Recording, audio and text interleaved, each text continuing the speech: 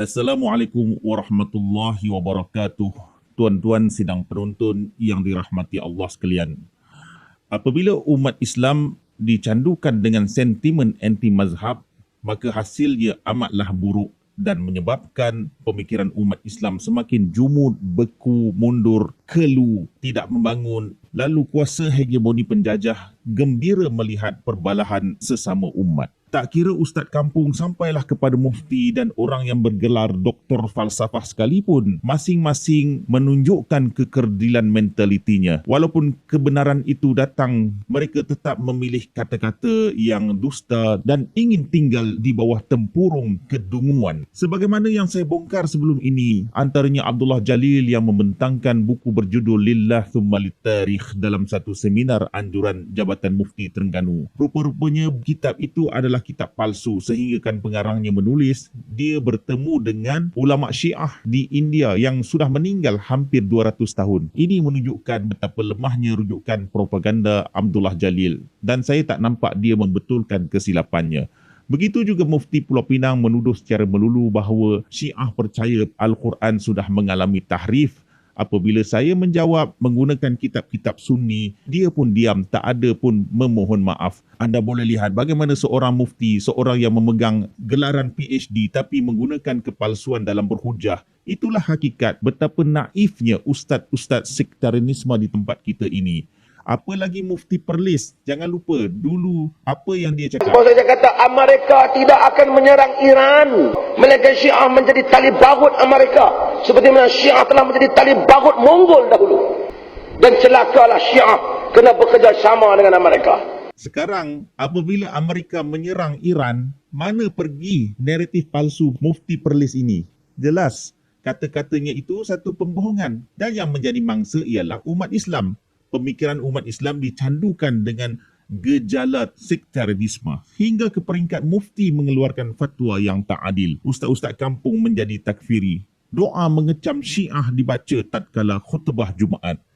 Bawalah keterangan apa sekalipun, hujah yang kuat macam mana pun, umat yang dibelenggu dengan kejahilan lebih suka menerima kepalsuan. Inilah yang dikatakan kecanduan sentimen mazhab. Baik, itu sebagai mukadimah. Sekarang mari kita semak satu lagi buku tulisan mantan mufti negeri wilayah persekutuan Wan Zahidi Wan Teh berjudul Mengenal Hakikat Syiah. Bagi saya karya ini tidak ada apa-apa nilai melainkan metod penulisannya adalah mengikuti gaya penulisan Wahabi. Siapakah yang menjadi rujukannya? Ini hakikat di sebalik karya Wan Zahidi. Dalam muka surat 137, Wan Zahidi mengambil rujukan tesis PhD seorang ekstremis Wahabi dari Saudi Arabia bernama Dr. Nasir bin Abdullah Al-Ghaffari. Tesis Ghaffari ini kemudian menjadi buku berjudul Usul Mazhab Asy-Syiah Al-Imamiyah. Cam baik-baik tuan-tuan sekalian rujukan Wan Zahidi ini. Sebelum itu saya ceritakan sedikit mengenai personaliti Wan Zahidi. Dia pernah mengusulkan agar Malaysia memutuskan hubungan diplomatik dengan Iran. Namun cadangan ekstrim beliau ditolak oleh Menteri Luar ketika itu, Datuk Anifah Aman. Tuan-tuan dapat nilai sendiri apakah penulis buku ini ekstrim atau tidak. Pemikirannya maju atau mundur ke belakang. Di sini pun kita dapat lihat kecanduan sentimen anti-mazhab yang diapi-apikan oleh misionaris Wahabi. Saya perlu sebut Wahabi kerana saya yakin segala fatwa anti-Syiah di kawasan kita ini berada di bawah pengaruh ajaran Wahabi. Bukan mengikut metod Ahlussunnah Al-Azhar. Kebanyakannya datang dari dakwah kitab-kitab Wahabi. Bukan datang dari ulama Ahlussunnah yang mengamalkan wasatiyah. Mari kita tinjau karya Dr. Ghaffari dalam kitabnya Usul Mazhab Syiah, kitab kebanggaan Wan Zahidi. Dalam muka surat yang ke-12, Dr. Ghaffari menulis, Kama anna ahamma kitabin 'inda syi'ati wa huwa usulul kafi, la tajidu lahu zikran 'inda al-Asy'ari aw Ibn Hazm. Sebagaimana kitab yang penting di sisi Syiah iaitu Usul Al-Kafi, engkau tidak mendapati ia menyebut di sisi Asy'ari atau Ibn Hazm أو ابن تيمية وهو اليوم الأصل الأول المعتمد عند الطائفة في حديثها عن الأئمة الذي هو أساس مذهبها atau Ibnu Taimiyah, sedangkan ia pada hari ini merupakan sumber asas pertama dan menjadi pegangan di sisi golongan itu dan pengeriwayatan mereka daripada imam-imam yang mana ia adalah asas kepada mazhab mereka. Baik, di sini kita lihat rujukan Dr. Ghaffari ialah Ibnu Taimiyah, seorang ulama Sunni yang sesat lagi menyesatkan. Bahkan ajarannya sering dikaitkan dengan konspirasi asing dalam membentuk ideologi kumpulan militan. Ini diakui oleh Wan Zahidi Wan Tih sendiri, tuan-tuan sekalian. Dalam satu keratan akhbar, Wan Zahidi menceritakan pandangan kontroversi Ibnu Taimiyah terzahir dalam kitab, termasuk pandangannya berhubung menghalalkan darah sesiapa yang tidak sealiran dengan pandangannya. Kata-kata Wan Zahidi ini sudah bagus, tapi apakah beliau konsisten dengan kata-katanya? Dalam buku yang ditulis oleh Wan Zahidi sendiri, halaman yang ke-75, Wan Zahidi jelas memetik kata-kata Ibnu Taimiyah, tuan-tuan sekalian. Di sini kita dapat lihat rujukannya adalah kitab Minhaj Al-Sunnah karya Ibnu Taimiyah. Nah, ini salah satu rujukan Wan Zahidi. Sedangkan perkembangan ajaran Ibnu Taimiyah boleh membawa kepada keganasan sebagaimana yang diakui oleh bekas mufti wilayah persekutuan ini. Kitab Ibnu Taimiyah, tuan-tuan sekalian, seperti As-Sarim Al-Maslul, mengandungi beratus perkataan bunuh, kafir, siksa, murtad, darahnya halal ditumpahkan, pancung kepala, perang. Kenapa Wan Zahidi masih menukilkan kata-kata Ibnu Taimiyah? Baik, perbahasan kita di sini, saya ingin jelaskan tentang metod putar belit Ibnu Taimiyah yang digunakan oleh Dr. Ghaffari. Bukan episod ini saya nak bongkar kejahatan Ibnu Taimiyah, tapi metodnya itu, pembohongan. Mana Syiah tak buat tapi dia tuduh. Sama seperti Mufti Pulau Pinang yang saya bongkar baru-baru ini, menuduh Syiah percaya kepada tahrif Al-Quran padahal tidak ada. Baik, kembali kepada karya Dr. Ghaffari, muka surat 23, beliau mendakwa, walam azkur min aqaidihim fi hazihi risalati illa mastafadat akhbaruhum bihi wa aqarrahu syuyukhuhum, dan aku tidak menyebut akidah-akidah golongan Syiah dalam tesis PhD ini melainkan riwayat yang telah masyhur di kalangan mereka dan apa yang telah diakui oleh guru-guru atau ulama mereka.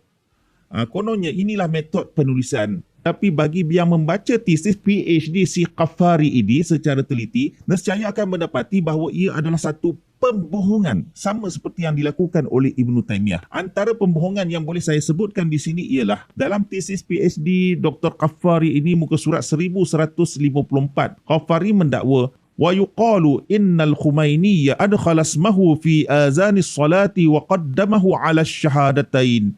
Dan dikatakan bahawa Khumaini telah memasukkan namanya sendiri di dalam azan solat dan mendahulukannya ke atas dua kalimah syahadah. Yaqulu Dr. Musa Al-Musawi adkhala al-Khumaini ismahu fi azani salati wa qaddama ismahu hatta ala ismin Nabiyil Karim. Dr. Musa Al-Musawi berkata, Khumaini telah memasukkan namanya dalam azan solat dan mendahulukan namanya sehingga mendahulukan nama Khumaini ke atas nama Nabi. فأذان الصلاة في إيران بعد استلام الخميني للحكم وفي كل جوامعها كما يلي: الله أكبر الله أكبر خميني رهبر، أي أن الخميني هو القائد، ثم أشهد أن محمد رسول الله. Maka azan solat di Iran setelah Khumaini berjaya mengambil alih pemerintahan di semua masjid-masjid jami'nya adalah seperti berikut: Allahu Akbar, Allahu Akbar, Khumaini rahbar, iaitu Khumaini adalah pemimpin. Kemudian barulah disebut asyhadu anna Muhammadar Rasulullah. Begitu mudah Dr. Ghaffari menipu umat Islam dan begitu mudah umat Islam kecanduan dakwah murahan ini. Saya sendiri sudah 7 tahun tinggal di Iran, tuan-tuan sekalian. Banyak tempat saya jejak tapi tak pernah dengar azan begini. Apakah ini tesis akademik yang dibangga-banggakan oleh Wan Zahidi? Orang awam sekalipun boleh faham kata-kata Dr. Ghaffari ini, tak perlukan sebarang jawapan atau ulasan untuk membatalkannya kerana ia bagaikan jenaka badut-badut sarkas. Antara pembohongan lain Dr. Ghaffari ialah mengambil teks separuh dan meninggalkan separuh yang lain. Dalam karyanya muka surat 274, والقوئي مرجع الشيعة في العراق وغيره اليوم يقول إن كثرة الروايات روايتهم في تحريف القرآن min tariqi ahli al-bait turithul qat'a bisuduri ba'dha 'anil ma'sumin wala aqalla binal itminani bidzalika wa fiha ma ruwiya bi tariqin mu'tabar. Dan Al-Khoi, iaitu marja' Syiah di Iraq dan di tempat-tempat lain pada hari ini, berkata betapa banyaknya riwayat tentang tahrif Al-Quran daripada jalur Ahlul Bait sehingga menimbulkan keyakinan terhadap perkara itu, dan di antaranya ada yang diriwayatkan melalui sanad yang dianggap sahih atau mu'tabar. Di sini tuan-tuan sekalian, kita akan lihat metod kecurangan Dr. Ghaffari yang mengambil potongan kata-kata Ayatullah Abul Qasim Al-Khoi sesuai dengan fitnahnya. Jadi potongan ini diambil dari karya almarhum Ayatullah Abul Qasim Al-Khoi dalam kitabnya Al-Bayan fi Tafsiril Quran, jilid pertama muka surat 226. Tuan-tuan boleh lihat di skrin ini.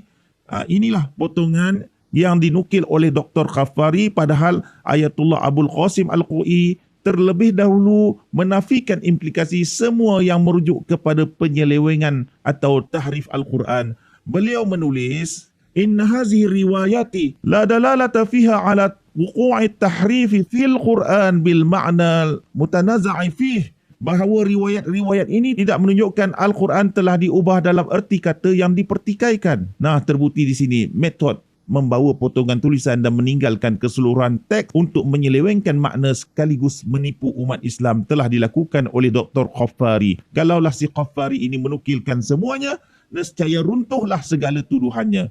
Faham tak Wan Zahidi? Anda harus tahu isu tahrif ini terlalu banyak dalam kitab-kitab Ahlus Sunnah. Kenapa nak menyibuk sangat dengan kitab Syiah? Dalam bahasa Arab, mengambil separuh potongan teks kita panggil sebagai tadlis atau pemalsuan ilmiah. Ada istilah tahrif dan ada istilah tadlis. Kalau kita buka halaman yang ke-259, Ayatullah Abul Qasim Al-Khoi menulis An-Natijatu, iaitu kesimpulan tentang riwayat tahrif Al-Quran. Wa mimma dzakarnahu qad tabayyana liqari anna hadisa tahrifil Quran hadisu khurafatin wa khayalin. Daripada apa yang telah kami nyatakan, telah menjadi jelas kepada pembaca bahawa hadis tentang tahrif Al-Quran adalah hadis tahyul dan khayalan. La yaqulu bihi illa man da'afa aqluh. Tidak ada yang mempercayainya melainkan orang yang lemah akalnya. Au man lam yata'ammal fi atrafihi haqqat ta'ammul, atau orang yang tidak merenung selok-beloknya dengan renungan yang mendalam. Au man alja'ahu ilaihi hubbul qawli bihi wal hubbu yu'mi wa yusimmu, atau orang yang dipaksa oleh kecintaan atau kecanduan untuk mempercayai perkara itu, iaitu cinta kepada pendapat tersebut. Dan kecanduan cinta itu membutakan serta menulikan telinga. Wa ammal aqilul munsifu al-mutadabbiru fala yashukku fi butlanihi wa khurafatihi. Adapun orang yang berakal waras, yang insaf dan yang bertadabbur, maka dia tidak pernah ragu-ragu terhadap kebatilan dan tahyulnya hadis itu. Petikan ini adalah bukti paling jelas bahawa Ayatullah Al-Khoi menolak sepenuhnya dakwaan tahrif Al-Quran. Inilah yang tak dinukil oleh Dr. Ghaffari, seorang pendusta yang menjadi rujukan utama Wan Zahidi. Baik, sampai kepada kesimpulan, sekurang-kurangnya jelaslah bagi kita bahawa Dr. Ghaffari yang menjadi rujukan Wan Zahidi telah menggunakan metod kecanduan sentimen anti-mazhab yang diperkembangkan dari ajaran Ibnu Taimiyah. Mereka rela menggunakan kebohongan, potongan ayat dan tuduhan palsu untuk menyerang Syiah. Sedangkan Wan Zahidi sendiri mengakui bahawa Ibnu Taimiyah yang menjadi rujukannya itu adalah tokoh kontroversi serta ekstrim. Inilah hakikat akademik keilmuan mereka yang sebenarnya putar belit, bukan wasatiyah tapi kecenderungan kepada takfiriyah. Jumpa lagi dalam episod akan datang. Selamat menyambut Hari Merdeka. Bebaskan minda kita dari belenggu kepandiran dan penjajahan. Saya nukilkan kata-kata orang lama. Di atas runtuhan kota Malaka, kita bangunkan jiwa merdeka.